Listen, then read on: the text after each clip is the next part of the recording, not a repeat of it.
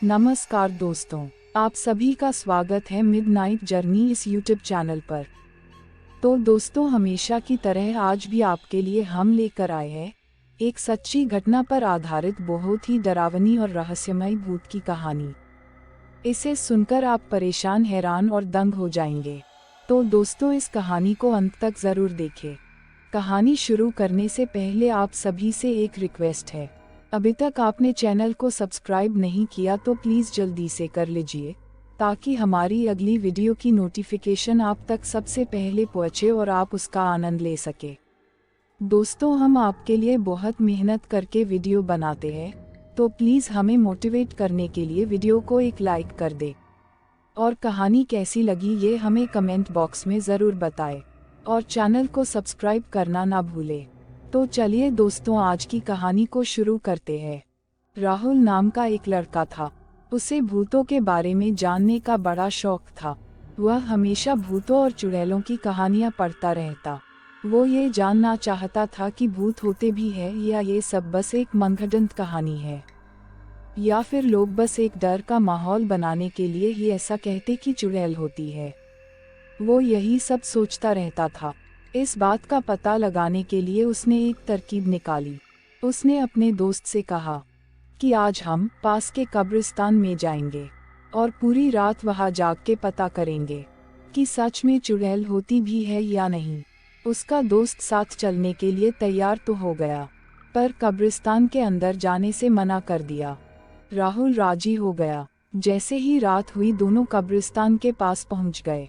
अब राहुल अंदर चला गया और राहुल का दोस्त वही कब्रिस्तान के बाहर इंतजार करने लगा। कुछ घंटे बीत जाने के बाद राहुल के दोस्त ने राहुल को कॉल किया और उससे पूछा, भाई क्या चुड़ैल दिखी? राहुल ने जवाब दिया नहीं।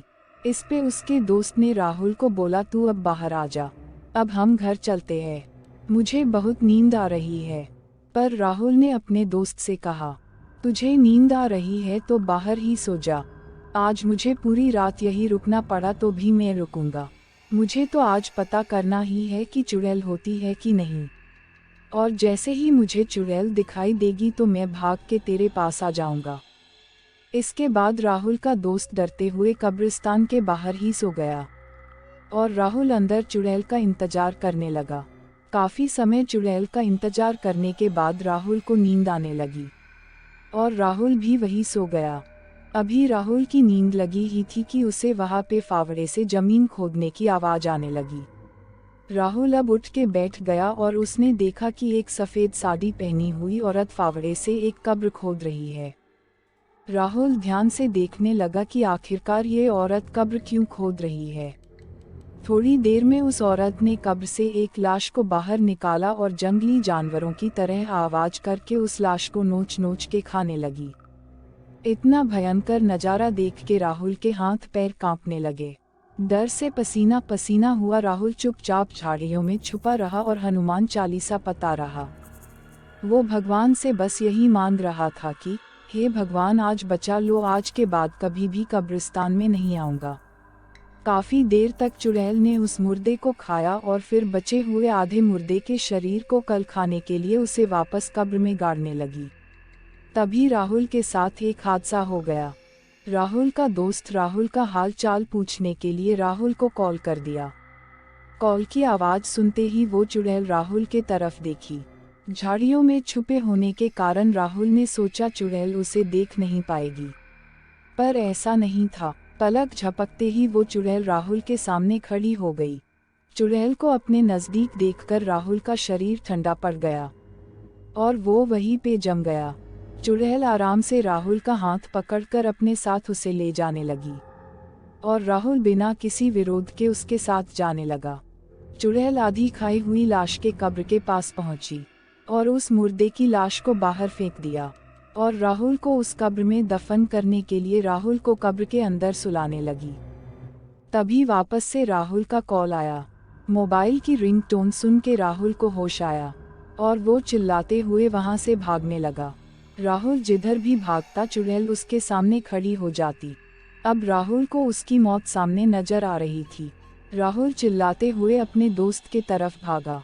तभी राहुल की आवाज सुन के उसका दोस्त कब्रिस्तान के अंदर आ गया। और राहुल को देखा। वो पागलों की तरह इधर उधर भाग रहा है। उसने राहुल को एक जोर से तमाचा मारा और उससे पूछा, चिल्लाते हुए ऐसे क्यों भाग रहा है? मैं यही तेरे पास तो हूँ। राहुल ने अपने दोस्त को बताया, यहाँ सच में चुड़ैल है। इतना सुनते ही राहुल के दोस्त ने राहुल का हाथ पकड़ा और दोनों कब्रिस्तान के बाहर भागने लगे। सीधा अपने घर गए। राहुल ने घर पहुंच के सारी घटना अपने दोस्त को बताई। उसके बाद से अब वो दोनों कभी भी उस कब्रिस्तान के आसपास भी नहीं गए। तो दोस्तों, उम्मीद है कि हमारी आज की ये कहानी आपको जरूर पसंद आई होगी। इस कहानी का अगला भाग देखने के लिए अपनी राय कमेंट बॉक्स में ज़रूर दें और इस कहानी का अगला भाग ज़रूर देखें, जो कि बहुत ही जल्द हम आपके लिए लेकर आएंगे।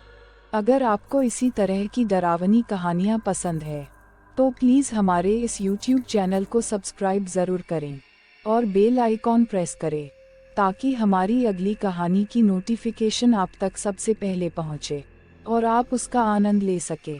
तो दोस्तों, फिर मिलते हैं अगली कहानी के साथ। तब तक हमारी चैनल पर प्रसारित की गई सभी भूतिया कहानियों का आनंद ज़रूर लें और इस मिडनाइट जर्नी में हमारे साथ बने रहने के लिए चैनल को सब्सक्राइब ज़रूर करें। धन्यवाद।